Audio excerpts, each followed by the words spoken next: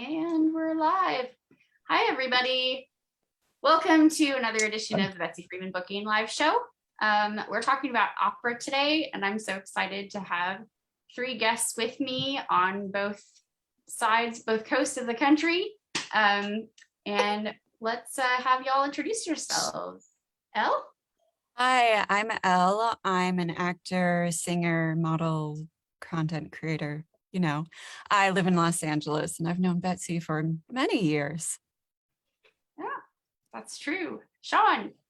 Hi, I'm Shawn Taylor and I'm a singer. Singer, painter. I do driving, excuse me. And I actually have been a teacher for about 30 years. And this is a big announcement. I just got a new job at Duarte High School, and I'll be starting that soon, next week or the week after. I'm not sure. And so that's very exciting, teaching high school choir. And Betsy and I met through opera somewhere. Where did we meet? And I think through Chris, or could have been through Chris, Independent Opera Company. Yeah. Yeah. And so she's actually came to my house for a fundraiser that we had for Jeremy. That was a lot of fun. So anyway. That's right. There was a great opera party. Well, like an open mic party. Yeah. Josh went to sing. We had a great time. Fundraiser for Shawn's son. He's a wonderful human being. Yeah. Aaron. Howdy. So, hi, I'm Aaron Ball. I am a singer. I am classically trained. I am also a director, stage director, filmmaker, audiobook narrator, and consultant for the performing arts through my company, Command Performance, Verformance, as in virtual performance. And I have a lot to say about opera.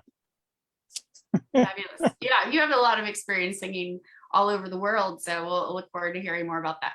And hi, again, my name is Betsy Freeman. I've been singing for a very long time. I'm also a writer, a pianist, and I've done some producing for the stage, not opera so far. It'll probably be a long time before I produce any opera, because there's lots of people producing great opera right now. And I just like to talk to y'all about it. So y'all wrote some great questions. I'm saying y'all a lot today. I went to Texas a couple of times in high school, and I just found it so useful. So it just comes out sometimes. And our first question, I have my notes here, was about the relevance of opera today, because a lot of people do not go to the opera. They don't know much about it. Is it a dying art form? And if it isn't, because I don't think we think it is, why is it still culturally significant and relevant? Elle? Let's see. Well, I mean, as you've mentioned, a lot of people don't see opera. Like a lot of the people I know have never been to an opera. I've introduced several of my friends to opera and they love it, but theater itself is not super accessible as far as entertainment goes for most. I mean, some theater is, but then people might not know about it. It's difficult. Like it's got a certain reputation, and opera even more so. It's often, not always, but can be perceived of as expensive, stuffy, and whether it's dying or not, I've actually heard opinions on both sides. And it's interesting going to operas because, you do see a lot of old people there, but I do see a lot of young people there too. And I mean, it could die at some point, I guess. But it's kind of in the same boat theater is. And, as long as people are enjoying it and continue to go, it's going to continue to be, and it's going to continue to be culturally relevant, I think, in the way that any art is. Like the classics are important, but new things are also important. And there are new operas. They're not all everyone's piece of cake. Some I've liked, some I don't. But I think something important for opera going forward to keep it in the conversation and to keep it interesting and relevant and progressive is to, take a cultural temperature and I think like a lot of art now is, address social issues, you know, tell stories that are relevant today. And I'm not saying that some of the classics aren't, because there's some, you know, themes that are relevant throughout all time, but I think to be cutting edge, like there also just needs to be better marketing. And I don't know exactly how all that happens, but I mean, like I said, I've introduced many people to opera and they are surprised that they do love it. So I think there is a future for opera. It just depends on what the people with the money do with it. That's right. Thank you. And thank you for helping to keep opera alive. Every time we introduce new people to opera, that's how we keep it alive. Yeah. Shawn, your thoughts? You know, when I first got married, one of the things that I wanted to do was make sure that at the end of the year we went to like a musical or some kind of live performance, and we pretty much went to musicals for the first many years of our marriage. And then I started getting into performance. You know, even though I was trained with, you know, classically and opera and all that stuff, I never really performed it until 2011 was actually my very first opera I ever performed in. I know that's a surprise to some people. I did not know that. He's been around forever. No, I haven't. So, so that was, so once that started happening, then it changed, you know, it's, well, now we can, you know, go to operas. And so I like went to LA Opera and all the other opera companies and the small opera, the regional opera companies, we like to call them, because not all of them are small. But I think having all that, the is it a dying art? Maybe it's, I don't know if it's a dying art, but I think what's happening right now is it's getting transformed into a more modern view, and people are starting to, a lot of the opera companies are making it more accessible, as you mentioned, Al. You know, like pop opera is very accessible the way they produced it. Josh Wentz, his group is making it happen that way, and all the other companies are making them excuse me, are making them more interesting to watch and more fun. Even the more serious operas are even fun to watch. So I think that, and once we as performers say, hey, you know what, you need to come to this, once they see it, they're like, oh, this isn't so, you know, like stuffy like Bugs Bunny likes to portray it. But it is, I think that's what's making it not so much a dying art anymore. I totally agree. And it's, you know, it's funny that you mentioned Bugs Bunny, because that was one of the first things I ever saw that sort of made light of classical music and made it fun. That is kind of the culture that like pop and some other great opera companies have started to promote more lately, which makes it a heck of a lot more fun to go to opera. Aaron. Yes. Golly, this is such a huge question, isn't it? By the way, what's Opera Doc and the Rabbit of Seville? I mean, I actually have those animated shorts on 16 millimeter in their original Technicolor that I used to screen, because I also have a movie background and a cinema background. So, which brings me to the relevance question, which is very, very tricky, isn't it? I, through my own personal experiences, have only really heard the dying art conversation in America. Interesting. I've never really heard it outside of America. And or in other areas where the art form isn't nationally subsidized or supported, which it is in Europe and European countries. So we know from that, just that on its face, that opera as an art form in America requires a great deal more work than sustaining that art form in any other country in the world. We also know from that conversation what we need to do, as Elle was talking about, it might be a marketing thing, what we need to do in terms of helping that work manifest itself in the right ways. What does that mean? That means looking for new sustainable models of opera production. Now, Shawn, you were talking about POP, that's Pacific Opera Project, that's Josh Shaw's company. Pacific Opera Project Josh is a genius when it comes to being able to identify, put his finger on the pulse of the cultural relevancy and accessibility for his productions. So there is the building a model that works. We've seen festival models work. We've seen a lot of different models work. Most of the models that are existing that don't work are stuck in a very staid and staunch 100-year-old tradition of opera production in America. Highly conservative, built of highly conservative boards of directors. And as the boards of directors are resistant to change based on what is happening contemporaneously, culturally, politically, socially, so does the model for that particular opera company that they serve on the board of directors for. As they age, so do the audiences age. It's my theory that the opera companies are certainly a reflection of their boards of directors, and the boards of directors, if you look at the profiles and the demographics across the country, they are not young. They tend to be wealthy people who can provide donation support up to maybe even 5% of the entire operating budget per member at some, in some cases. So there are, they tend to be not from the opera world, from the world of the medical world or the legal world or the political world.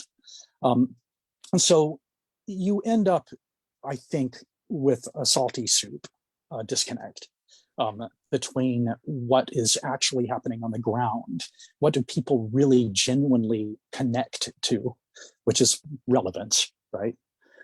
And that, so let's just summarize, right? So I think relevance, when we talk about relevance, we talk about the work, the hard work that we have to do as Americans to fundraise, to bring in money.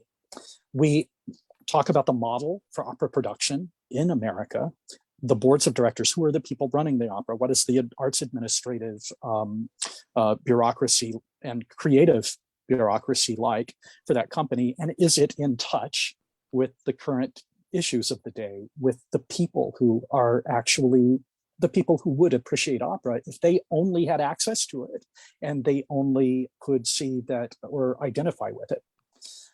And thirdly, I think the thing that really defines relevance at a more micro level is the actual relevance of the production itself. So production concept for any given opera. We can look no farther than your own backyard, Betsy and Shawn. Shawn, definitely your backyard in Santa Clarita, literally, where Josh Shaw just recently mounted his Don Giovanni that was completely wed to the Me Too movement. So it was completely contemporaneous, completely immersed in establishing these age-old themes that Mozart has set out for us so brilliantly in the Buffa and the Syria.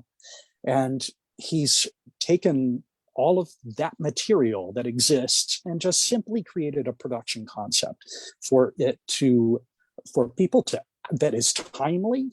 It's dealing with something that we're dealing with right now still. Misogynistic issues we're dealing with workplace sexual harassment, all of these things that we're dealing with, and sexual aggression and toxic masculinity. All of these things were roped in and crowded into this wonderful production, which I was so privileged to be able to work on and providing all of the virtual set pieces for it. It was my first foray into virtual set pieces and virtual sets. And I'm very excited about the potential of how that can help opera's relevancy technologically moving forward. The integration of cinematic concepts and cinematic processes are vital, I think, to capturing the attention and the passion, lighting the passion of future opera goers. Building new sustainable models for digital delivery, something that came out of the pandemic, is another thing that I think is helping increase the longevity, the sustainability, and the accessibility of the art form. Countless people have been exposed and turned on to opera just over the past 2 years because of all of the hard work in building new sustainable models for digital delivery that have been done by opera organizations all over the country. And that's something that I help opera companies work out, are those building those sustainable models for digital delivery, specifically to run in parallel with their live model production models. 100%. It's been really fun watching what all of y'all were doing during the pandemic, and early on in the first year, I could only watch. Like, I could not bring myself to participate. I was not, like, it was just such a shock, and there was so much else going on. And then over time, you know, to be called upon to be part of anything like that, where the technology is changing, it was a big challenge, but it was worth the work for sure. So I'll say back to the original question of whether opera is dying and cultural relevance. What relevance does opera have, or why is it culturally significant? I mean, opera's been around for a very long time, right? And you know, as a kid, I was not interested in opera at all. Like, my dad listened to classical music a lot, and you know, the classical station was constantly on. We listened to other music too, but when opera came on, I couldn't stand it. Like, I'm the most, like, you know, sensitive person probably in my family that way. We're all very, like, musically oriented, but I'd just be like, turn it off. I don't want to hear that. I love musical theater, and I love, you know, there's a lot of other styles that I liked. But then I started taking voice lessons, and I was introduced to actually singing in Italian and singing, you know, these arias. It wasn't a question of like, do you want to sing some opera? Nobody asked me if I would like to. It was just like, here we go, here's some repertoire. Well, then when you start to sing, it's fun. I mean, the languages are so beautiful.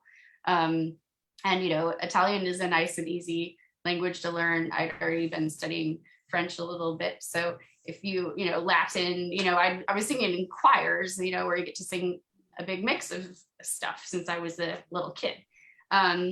So I did not see an opera until I was 18.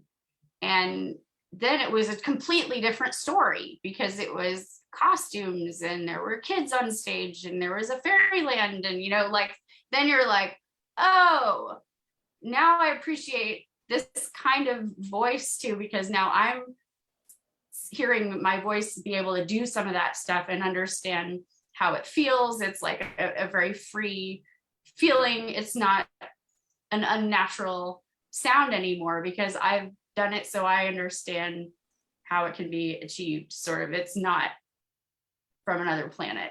And I think that's, you know, we've been talking about Star Trek and different ways that there's been operas set in different places and different times to make it more contemporaneous. One of my favorites was Cosi fan tutte, that was televised in a diner, and I'm blanking on the name of the music director. Aaron, you might know what I'm talking about. I'm trying to, what's He's a famous that wasn't a movie director. Met.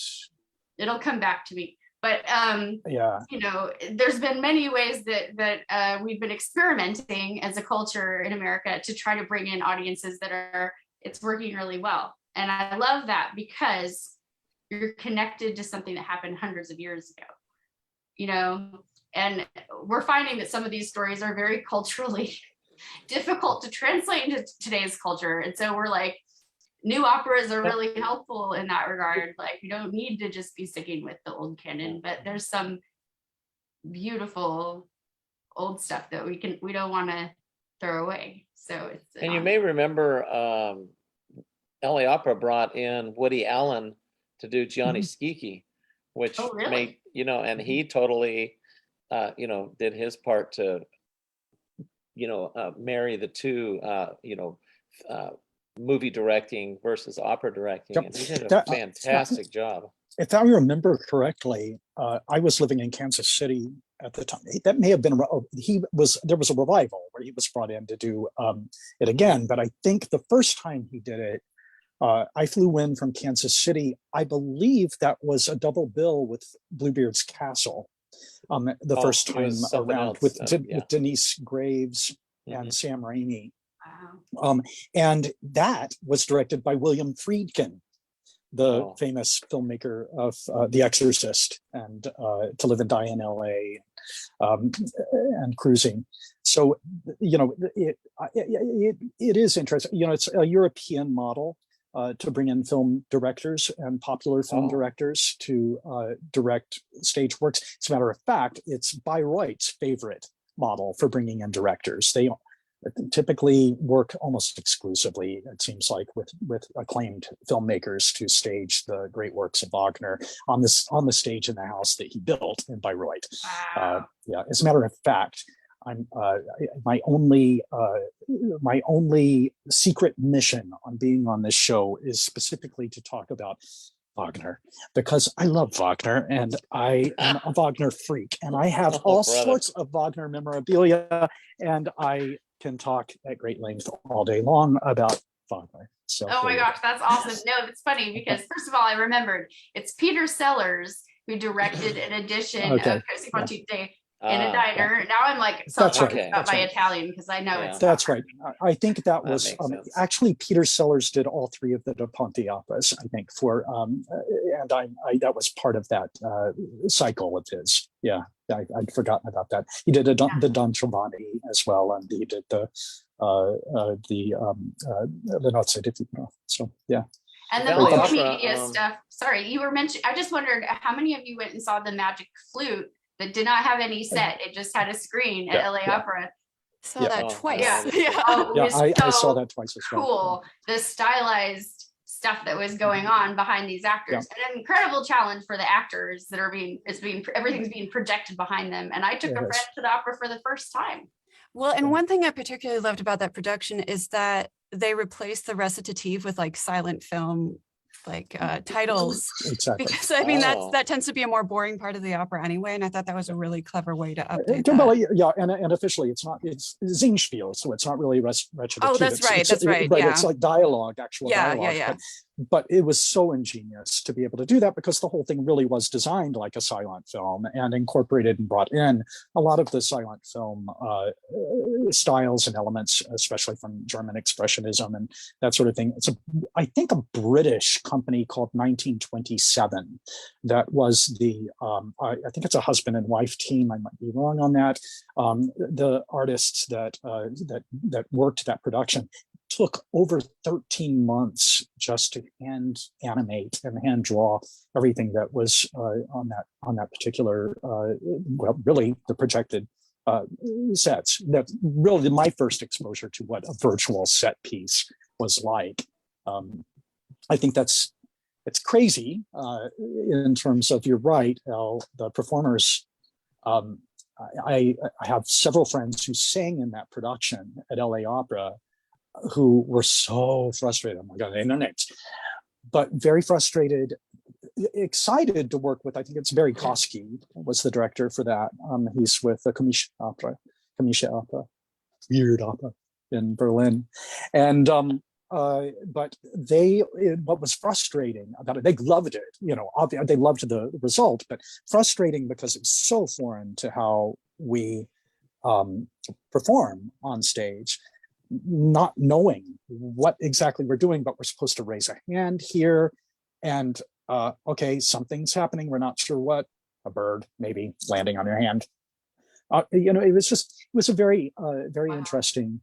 Yeah, but I think that points to relevance for sure, right? Because that's a way to draw in an audience that would have never have probably gone to an opera before, but it's so compelling visually. The way it's marketed, the teasers, the trailers for that production were golden. I mean, that's something else my company does, shameless plug, promotional video work for opera companies. And man, some of the firm that snagged up some of their promotional video work was, they hit a jackpot with that, because it's so much to work with visually.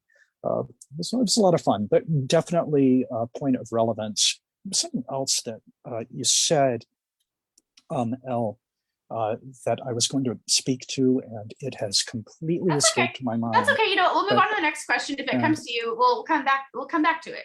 The next question is about what fuels your passion or your interest in opera. Maybe opera is not your first passion. It's just something, it's just part of your life, but you love it for a reason. Shawn, we'll go to you first.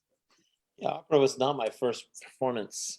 Actually, my first performance was really, I went to Cal Baptist. Madrigals in high school was very influential, and junior high as well, and college. All those typical classical performance groups were very exciting and lots of fun. But really, once that got into the real world, it was church stuff. I mean, I pretty much performed in my church, and I went to a huge church.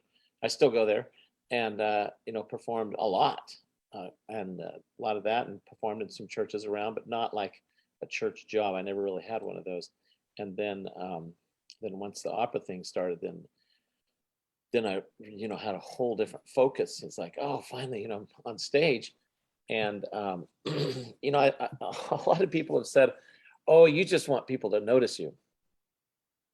That's why you sing opera. That's why you sing on stage. And it's like, that's really not what it is. It's almost as if opera is taking me in. It's like, this is what you do. This is part of what whether it's opera or not opera or just singing. It's almost like you have to, because that's your whole driving force in life is to sing or to perform or whatever. You don't care if there can be nobody in the audience. I've done that before, and all of us have, right? And, Pandemic. And you still love it. You still enjoy doing it. It feels good, and it's part of your inner being, just to perform. So I think it's just very self-motivating art form.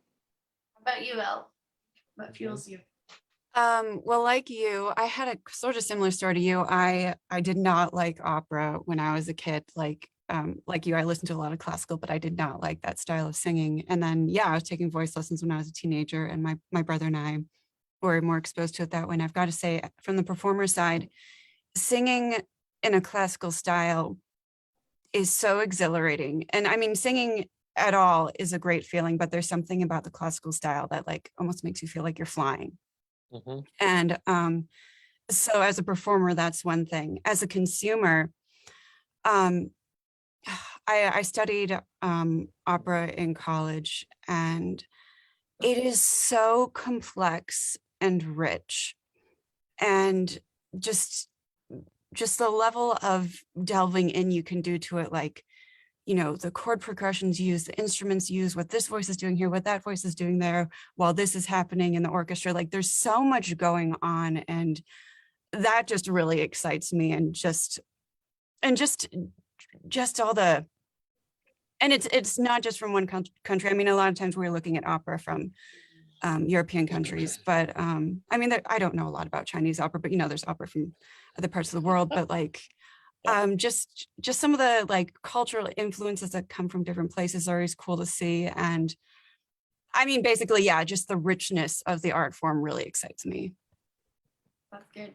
Yeah, I know for me, a lot of what fuels it is just the challenge and the variety. Mm-hmm.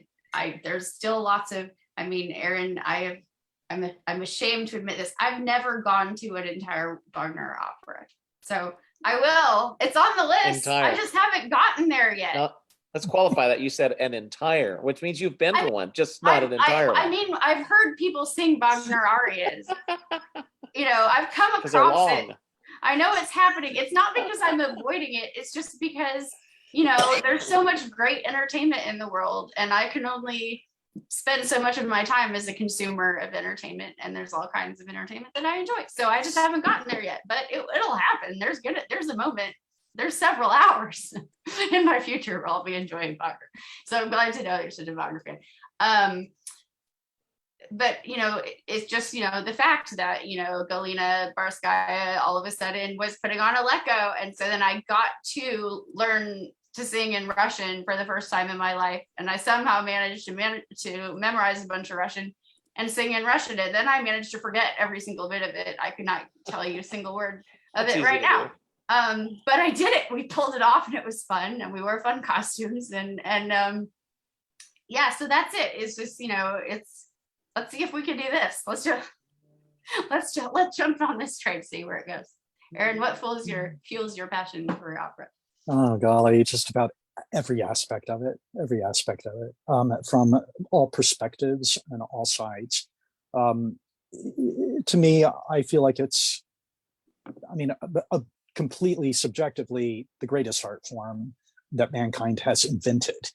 I think that it, you know, from a singer, performer perspective, like Elle, it is like flying for me. It is, I love the discipline of just really shaping to the micro level a particular phrase to draw out exactly the composer's intent or how we interpret that intent and or how we interpret that intent. And that excites me. It's otherwise I wouldn't do this crazy work, right? I mean, as a performer, no one should be singing an opera unless they are excited about crafting within the discipline of the form. So that perspective fuels me. The stagecraft fuels me.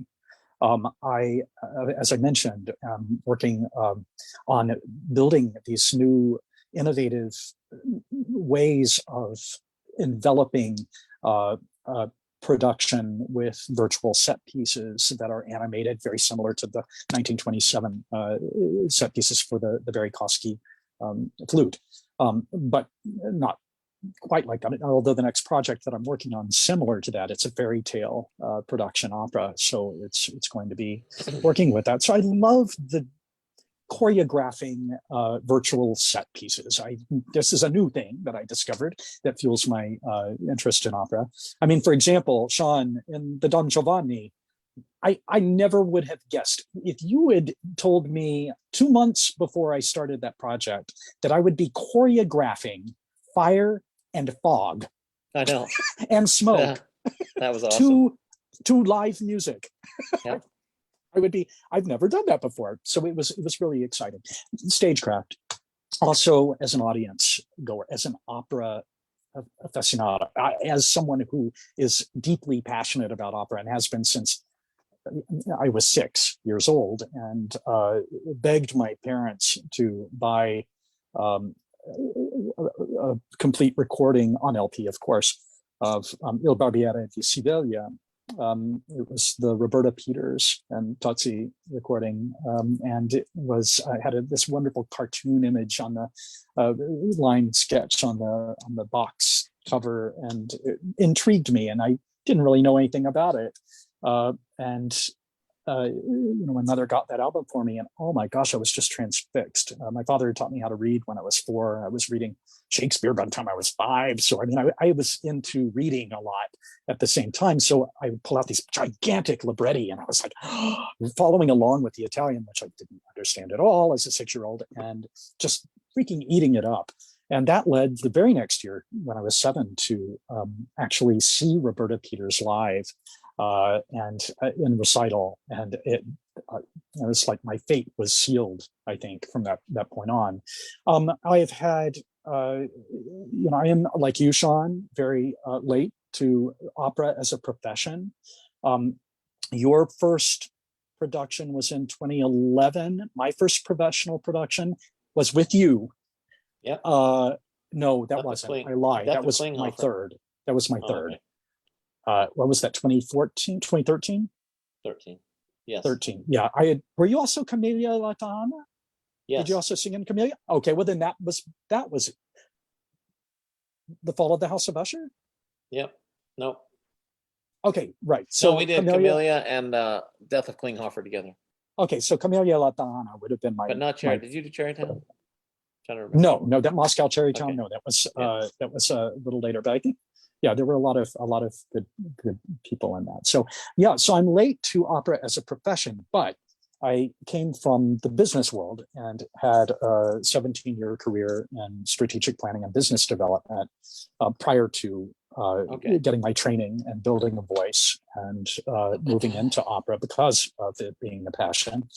And all through my professional career in corporate America, in an office, 9 to 5, weekends, off. I mean, I look back on that and it's I can't even believe that was me. You know, it's like a very different part of who I was. But I made darn sure that throughout that entire period, I was making enough money to secure orchestra prime seating in any production in the world I wanted to go to, because that was my obsession. It was my addiction. And I say addiction because, you know, a relationship broke up because of it, because of travel and because of me prioritizing going to the opera. There were a lot of things that caused problems, and that's why I call it an addiction. So I have to be very careful about my opera intake, guys, because, you know, I'm on the edge. Are you overeating opera? I hear you. I have an opera disorder. You're not the only person. You're not the only person. And I have a good friend in Japan actually who met people who's, you know, would literally say to her, like, I'm looking for a woman who can cook for me so I can spend more time at the opera, you know, that kind of thing. And I mean, God bless you for being that straightforward, because you know, okay, well, if that's, you know, it's better than not being honest and then ending up in a relationship where the priorities are out of whack. But, oh my gosh! So, why they're still but it's very specific performance experiences as both a performer and an audience member have, and as a production designer and director, have all fueled my passion for opera. Not to mention great recordings, the great treasure trove of recordings that we have from the past 100 years of great opera singing.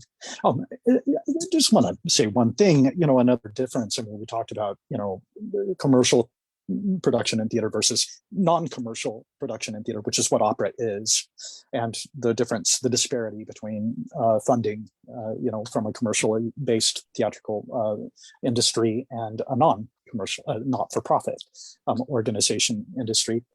And it strikes me that relevance question, going back to that relevance question that we had earlier in the conversation, that I think one of the ways we've lost relevance is ironically through the very medium that gives us insight into all of this treasure trove of voices and opera recordings of the past. And that is simply the technical miracle of audio recording.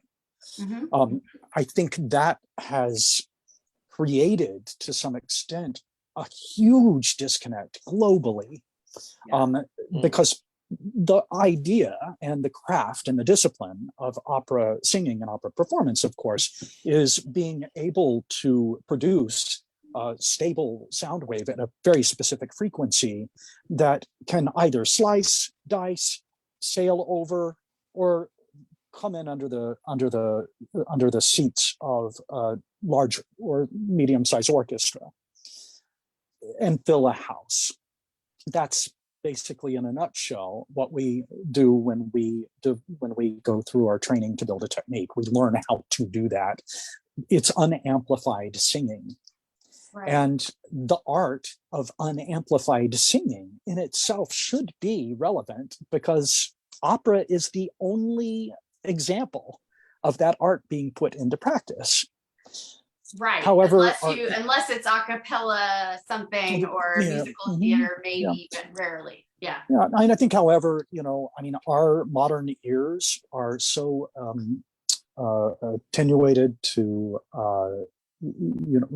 microphone singing that has been amplified or in a recording studio that is very intimate, very close, and very much part of the identity stamp or signature in the voice of the person who's singing, which is not the case in operatic singing. And so I think just having that disconnect, you know, that people just aren't used to it. They don't, you know, you're not going to really understand what opera is unless you experience it live. Right. That's the other thing, you know, I mean, we can talk all day long about the wonderful miracle of digital delivery and making opera accessible through cinematic means and through digital means, but it's a mere approximation of what the actual art form is intended to do. The intended form of the opera is to provide a stable sound wave at a certain frequency that can reach you without the aid of amplification. And you're really only going to get that in a live setting. Yeah, All so of we've that touched feels on this now a few times in different ways about technology and audio recording. And I know, Shawn, you've done some technical work, and Elle does voiceover. So I'm really interested to hear, because I totally agree with you about, I want to talk about audio recording for a second, because I just happened to hear Jesse Norman on the radio this morning driving around in Hollywood. My God, and I wasn't sure at first who it was, honestly, because I have heard her before. I've never gotten to hear her sing in person. But I have heard Kathleen Battle, and I have heard Renee Fleming, and I'll never forget those days. I'll never forget those, and yeah, my CD recordings of Renee Fleming are pretty great too, when I have those to listen to, but there's nothing like hearing her perform a certain role. It's not the same. Shawn, let's talk about, so we're transitioning a little. You can go backwards to respond to some of what Aaron said if you want to, but let's talk about technology transforming opera. Well, I mean, the technology you mentioned that I've been creating virtual choirs for the last couple of years, which has been a lot of fun.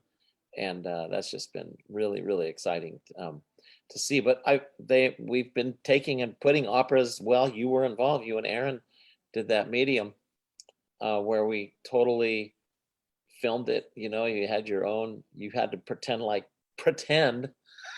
people are sitting right next to you and right in front of you, and put it together like it was a real show. And people thought it was that you were actually there together. Like, wait, this is pandemic. You can't be together. And but Aaron and I kind of were a little bit, but nobody else. I know, really you kind of was. were in the same room. Yeah. But Aaron was helping coach me through because I needed true. it. Yeah. And well, that we have the great that, luxury of being able to see each other's performances. So we could play with that. Yeah, so we weren't really acting against each other, but yeah, we were able to sort of talk through it a little bit. And I don't think that kind of thing is going to go away. I think it's going to continue. It's because now that we have, all these formats that people watch any kind of production on, we can definitely use that production style still. And never did I thought that I would do a production like that. Going back to our Don Giovanni, I built the sets for that. That's another thing I think I forgot to mention. I was a contractor, painting contractor. So that has led me into building sets. I've built sets for many companies. And so it turns out, Aaron and I never discussed what we were doing on that thing. And the manner in which I painted it, it turned out that it fit perfect with the fire scene. I was like, wow, it's a good thing I painted that set in the manner that I did. And then the color of the door, everything, just fit right in with what Aaron was doing. And we never, had we sat down in a production meeting and talked about it, we would have been a little more organized about it. I had photographs. That's great technology too. That's technology nobody had back in the 1400s. But you're right. It was interesting because Shawn and I, on that particular project, we were kind of two sides of the same coin in the delivery of what we were doing, which was really, really interesting because I was trying to, I also had that wonderful team, Dawn and Brian. Oh my gosh, they were fantastic. And so I was kind of supervising that team, and it remotely because I'm here in Florida, right? And they're there in California, and so it was challenging not to be there. But also, Shawn, you'll notice that for the soundstage set that I designed, everything was proportionate to your real set pieces. Yeah. So that was tough. That required some math. Nice. Yeah. And I don't do math very well, but it worked. It was amazing. So technology has definitely come in. When my first opera was Akhenaten with Long Beach Opera, and the guy, they did these imagery things where we were doing all this movement and stuff like that, and it was being repeated. We couldn't see it, but it was being repeated on a screen behind us, and the technology he used was an X, those things they use for Xbox to play the game when you're standing in your virtual That's what he used to project us up on the screen. It was unbelievable what people were seeing. So that That's, kind of stuff has made that's the Philip opera Glass interesting opera. and relevant, as we have been talking about this whole time. 100%. And fun, honestly, Yeah. the fun, the rehearsal experience, if the rehearsal experience is fun, then I think more and more people will come in, just as a chorus member, or what they call a supernumerary, the extra, Yeah. the background actors of the opera, and become patrons and become, we have in Pacific Opera Project, as well as, all the other companies around here are heavily supported by people who don't sing opera much, but just love it, and are learning and want to learn more. Elle? I don't know if I have a lot to add. I mean, I feel like, Of course you do. oh, I mean, I agree. Like, I think especially as far as technology goes, like, especially the visual stuff is someone singing? No, it's my son. It's okay. Oh, okay. This is- I was just wondering what's happening. Jeremy's just talking about the show that they're watching. Oh, okay. We're in the same room. Yeah. So yeah, I think as far as technology goes, I think visual is really where it's making the biggest impact. I mean, there is the streaming stuff. Honestly, I don't like to watch any kind of theater projection streams. That's my personal preference. I like the communal feel, but and I think you lose something the stream for people it brings it to that wouldn't go to theater. Awesome. Not my personal cup of tea, but yeah, I've seen some amazing things with projections. I mean, we've talked about the Magic Flute at LA Opera, and I'd love to see more of that. Like, I didn't see the Don Giovanni, but all that sounds fascinating to me, and I think that's something that should continue to be explored. Absolutely. Well, and it's fun, meeting people who have these skills like you two gentlemen both have with construction, whether it's digital construction or physical construction or both, and the architecture, the ability to plan something in a given space, that's always really just been amazing to me, watching that, and going to, the table read or the first, production meeting of any production, and seeing, oh, here's what you're going to be wearing, here's what the set's going to be look like, it's still all in flux, but here's what the dancing is going to be like. You're going to be on this platform, then you're going to be on this platform, then you're going to be, flat on your face singing me a song or whatever, I mean, it's really fun. And there's so much that has to go into keeping everybody safe. So thank you for doing that. I think you all have done a great job of keeping everybody safe from accidents and COVID. And, thank you for doing that. We appreciate it so that we can still practice what we love. All right, so we'll go on from the technology question. The next one is, what are your one or two favorite experiences so far as a performer? Or if you'd rather talk about something, that you were a crew member or producer for, you can talk about that instead if you want. Elle, do you want to go first? As a performer in an opera, we talked about Star Trek before we actually went live. Pacific Opera Project did a couple productions of The Abduction from the Seraglio, but set as a Star Trek episode, like as a saw that. Yeah, so I got to be in that. I think both times they did that, and that was so much fun. And it was silly, it was fun, and yeah. So as a performer, that's definitely probably my fondest memory. It was a great production, and I saw it. Yeah. Oh yeah. You introduced me. You're like, hey, I can't do this one. Can you do it? And I was like, oh, sure. So. Yeah, no, I was just really happy to see it. My friend Claire played, I can't remember the character name, but she was covered in green makeup. And so I had a lot of fun watching everybody, Phil Meyer, everyone in that performance, and all of you with your ears.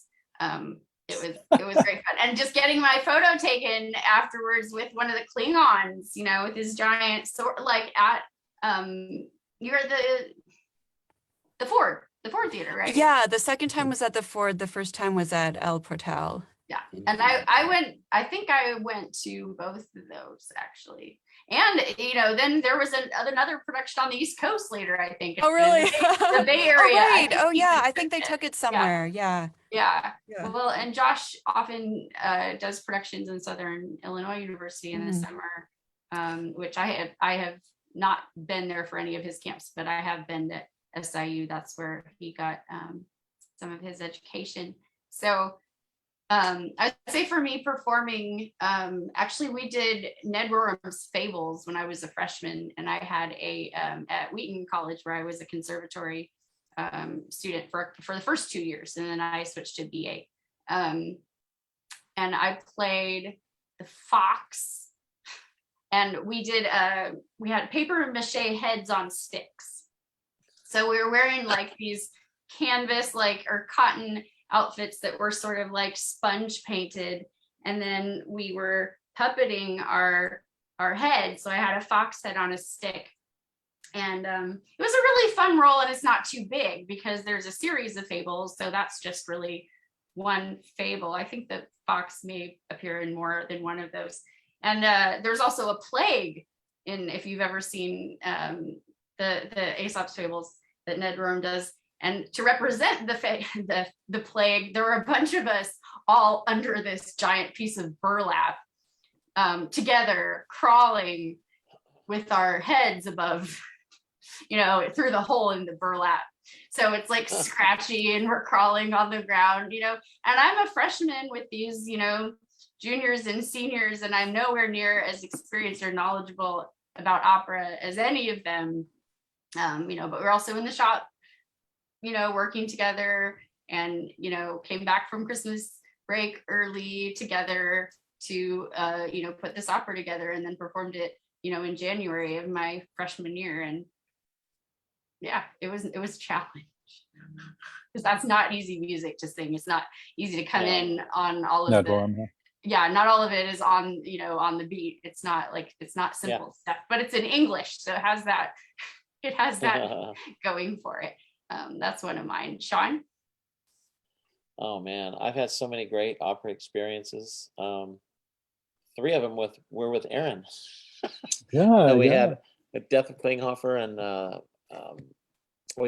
Camellia Lautana. Yeah, I did 5 productions first with Long Beach Opera. They were all just, they're such a great company to work with. And then I started getting into all the regional companies. And most recently, Mission Opera we did a summer thing in Les 66, Les Soisons-ci. Oh. And that was just I'm 3 so of us. jealous. I really wanted to be there or audition or something. That was such a fun little opera. I did I did that we did the sets, and we did the production together. That was a lot of fun. And there's another one I did. I've done the Fledermaus a few times, but one where I played Franck. And I did, I was just kind of having fun with the role, and I kind of came up with this car sale. Hey, I'm Franck. So I was like this car salesman the entire time. It was hilarious. We had such a great time with that role. And so there's just been every opera experience has been just wonderful and a lot of fun. You were talking about passion, and every aspect of it drives you. So yeah. Awesome. Aaron? Like Shawn, as a performer, there's just so many experiences. The Death of Klinghoffer, I have to say, was huge. That was awesome for me. It was my first opportunity working with a world-class stage director, Jim Robinson, who actually, I think you were talking about Seraglio earlier. We were talking about Seraglio earlier, the Mozart. He designed one of my all-time favorite productions of any opera ever, and that was a production of Abduction, which is not, it's a problematic opera, Mozart. It's a problematic opera. Anyway, it's hard to talk about making relevance, adding relevance to a work. That's a hard sell. And Jim Robinson's production of that was exquisite. He set it all in 1920s with costumes by Anna Oliver on the Orient Express. And Oh, so wow. the train is on the stage and all of the action is moving between, from car to car. And sometimes there's simultaneous action happening within several cars at one time. And the train moves. I've seen that production. I saw it in Houston. I saw it in Boston. I saw it in Kansas City. I was kind of a groupie. And I even have Anna Oliver's original costume design sketches that they weren't original, but she gave me, lithographs or photocopies, color photocopies, which I subsequently framed. So when it came time to do Klinghoffer, and I was geeking out and a little nervous in meeting Jim for the first time. I think he had either just come from San Francisco Opera directing Dolores Claiborne, based on the Stephen King novel that was Tobias Picker. I think it was Tobias Picker. I know Tobias. He's going to kill me if he sees this. And it's funny. Tobias. I didn't realize how popular this guy was when we. Jim. Okay, you're telling me this information now. I'm like, am. wow, So I did not realize who I we were show up. working with. So I show up to first rehearsal, and I have my hands behind my back, and I am just geeking out. And I'm like, I go and I go, hi. I'm Aaron. Would you sign my t-shirt? I had a Sharpie and a t-shirt from merch from, I think it might have been the Houston production of Seraglio. And he just about died. I mean, this guy, he's the sweetest guy in the world, but he's very stoic and he's very matter of fact. Wow. And he's very quiet and he's Had no idea. very contemplate. You remember what he was like. He's just very, I do, but I just had no idea he was so famous. And he just until right now. So but the music, it's John Adams, and Klinghoffer is such a talk about relevance, right? Yeah. It's for the longest time, I think it's a derogatory term. I can't remember if it came from the New Yorker or the New York Times, called John Adams a composer of CNN operas, because he used contemporaneous historical material. Yeah. But in a way that it is just breathtaking in its scope and its the way the text is set to music. Alice Goodman was the librettist for Klinghoffer. Peter Sellers, we were mentioning earlier, is a frequent collaborator with John Adams in creating and writing his libretti. But it was the Southern California premiere of this great work that is probably the most challenging choral work to sing of any opera I can think of or imagine. And I think the chorus master at the Metropolitan Opera, when they finally mounted it wasn't Robinson's, it wasn't Jim's production, it was another production. It said flat out, yep, this is the most challenging work our chorus has ever done. Has ever had to sing. It's incredible. We got great reviews in the Times, in the LA Times, and it was well received. And I had a great spontaneous solo in that one. It was fantastic. You did. It was a little spontaneous. How was it spontaneous? Well, because we were short on first tenors, and I was, I believe, the only first tenor, and it was a line that nobody was singing except me, and so I sang it. Good it for was pretty you. Cool. You said the same thing. So, okay, we're running really short on time all of a sudden. I told you it would go fast. Okay. And so we got 2 minutes. So that means each of us have 30 seconds to talk about what your current projects are. And if you have time left in your 30 seconds, tell us what role you'd like to sing in the future. Shawn. My current project have all been postponed. I was going to be in Carmen again. 13 Clocks with Mission Opera is coming up, and I know that we're going to be doing that one. So that's going to, I believe, include some of Aaron's work as well. Awesome. And so that's coming up. That's a local guy named David Ashamalov has written that, and he wants us to produce it. So we're going to be doing that one. Awesome. And I don't really have a dream role. I just have a lot of things that I want to do. So. All right. Well, good. Well, we look forward to seeing what you do next. Elle, I'm sorry. I don't have anything coming up that I know of. If I don't know if I quite have the voice for Butterfly, but I would love to play Butterfly. I love that role. Lovely. Aaron. Right. Well, I mean, as Shawn mentioned, work that we're going to be moving into. I think June is when we're looking at Yes. 13 Clocks, but working with Dylan Thomas, who's the going to be the stage director for that, and that'll be very exciting. In terms of other current work, I am knee deep in some audiobook projects. It's kind of off topic, but I just signed a 2-book deal with Beacon Audiobooks, which is one of the world's largest audiobook companies, to narrate 2 books that I don't think I can talk about off contract right now. But that's exciting. Congratulations. Yeah, thanks. And in terms of opera, I mean, I'm constantly looking for ways to create performance opportunities for myself, which is pretty easy to do for me because of my technological background. I designed and directed and performed in 6 concert series during the pandemic for independent opera company. One of my favorite experiences, performance, which I didn't talk about, was bringing Laurie Laitman's really powerful song cycle for cello, piano, and baritone, The Seed of Dream, to life.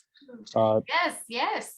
Yeah, that was a really, really wonderful thing. So yeah, I've got my hands on a lot of stuff, consulting for 1, 2, 3, 4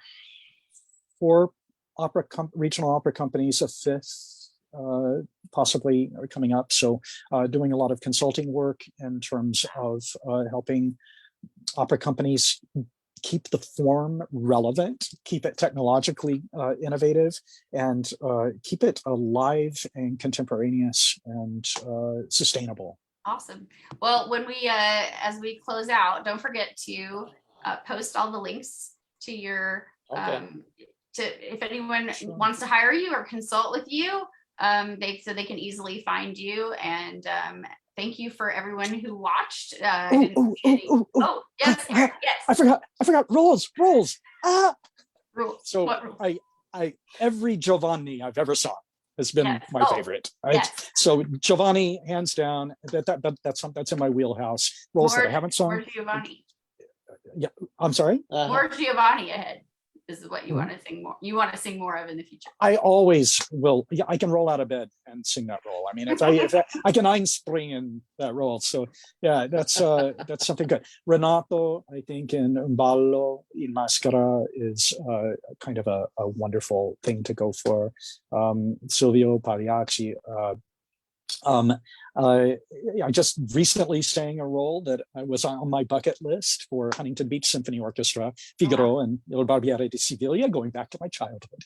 And that was a wonderful experience. It was cut, it was abridged, and it was in concert, but it was a great opportunity. And Scarpia is definitely on my bucket list. I love singing that role. Yeah, I just love singing the role. I've coached it and I love it. So there you go. It's terrifying. Patrick Blackwell scared the crap out of me when he sang it. So I'll just so sweet. He's so sweet though. Well, I know, but I didn't know him yet. That was my first time ever. I was a nun in that production. It was a wonderful production with Bob. That's definitely one of my favorites. Was that the moving production where you moved between acts? Mm-hmm. And yeah, that's so creative. It was so great, and it's always fun playing a nun. And there's something actually kind of.